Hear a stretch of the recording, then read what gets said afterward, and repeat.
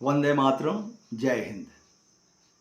22 अप्रैल को पहलगाम में आतंकवादी हमले में 26 माताओं और बहनों बच्चों की हत्या कर दी गई थी और माताओं बहनों के सिंदूर उजाड़ दिए गए थे। इसी के विरुद्ध भारत की सेना और सरकार ने केवल 22 मिनट में पाकिस्तान के आतंकी कैंपों को ध्वस्त कर दिया और 100 से ज़्यादा जो आतंकी हैं वो मार गिराया।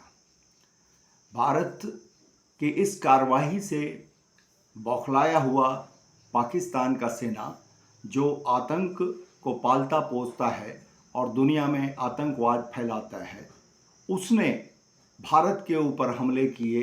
सिविलियन क्षेत्र में उसने हमले करके कई सिविलियन को मार गिराया, सेना पर कार्रवाई की।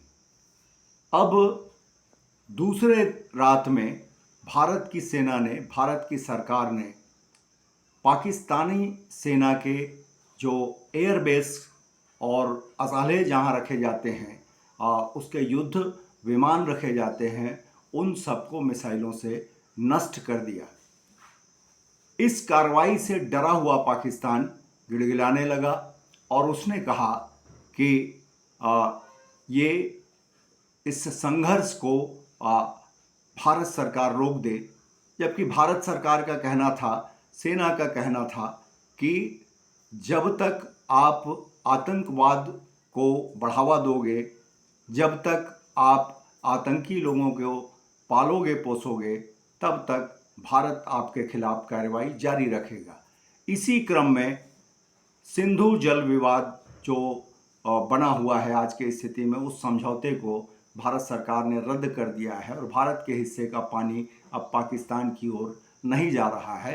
वो सरकार आज भी उस पर कायम है। मतलब आतंकवाद के खिलाफ भारत सरकार का कहना है कि पानी और खून दोनों नहीं बहेगा। खून इसलिए कि पाकिस्तान के लोगों ने कहा कि अगर पानी रोक दिया जाएगा सिंधु नदी का, तो हम भारत में खून बहा देंगे। तो मोदी जी ने कहा कि एक साथ पानी और खून नहीं बहेगा। तो एक जो समझौता रद्द किया गया है वो आज भी रद्द है। मतलब आतंकवाद के खिलाफ एक कार्यवाही अभी भी जारी है। अब रह गया सवाल विपक्ष का लगातार बेतुका सवाल पूछना कि जब वो आतंकवाद के खिलाफ था, युद्ध नहीं हुआ था, तो संघर्ष कैसे रोका गया, संघर्ष विराम कैसे हुआ, युद्ध विराम कैसे हुआ, सीज फायर कैसे हुआ। तो सीधी सी बात है, 2 दिन के भारतीय सेना के भयानक कार्रवाई से पाकिस्तान डर गया, सहम गया और उसके डीजीएमओ ने भारत सरकार से गुहार लगाई, भारत की सेना से गुहार लगाया कि आप अपना कार्रवाई रोक दीजिए, ये इससे हमें नुकसान हो रहा है। इतने बड़े नुकसान के बाद में, चूंकि भारत का मकसद केवल आतंकवाद को समाप्त करना था, पाकिस्तान के सिविलियन को या पाकिस्तान के सेना को नुकसान पहुंचाना नहीं था। ये क्लियर कट संदेश था। हालांकि ये तय है कि वहां की सेना आतंकवाद का पालक पोषक है, वो पाल पोस करके दूसरे देशों को अस्थिर करती है। इसमें भारत एक प्रमुख देश है। फिर भी हमारा मकसद, यानी भारत का मकसद ये नहीं था कि हम पाकिस्तान की जनता को नुकसान पहुंचाएं, जो निर्दोष लोग हैं। हमारा मकसद था कि पाकिस्तान के सरकार, पाकिस्तान के सेना को चेतावनी देना और बड़ी कार्रवाई करके उसके हौसले को पस्त करना था। और हमने उसके हौसले को पस्त कर दिया। दुनिया ने देख लिया भारत के सेना के शौर्य को और भारत सरकार के एक दृढ़ निश्चय और दृढ़ निर्णय की क्षमता को। मोदी जी के जो विरोधी लोग हैं, वो मोदी जी का विरोध करने के लिए भारत सरकार की सेना और भारत सरकार का वो विरोध करना शुरू कर देते हैं। भारत का विरोध करने के लिए वो पाकिस्तान के पक्ष में खड़े हो जाते हैं।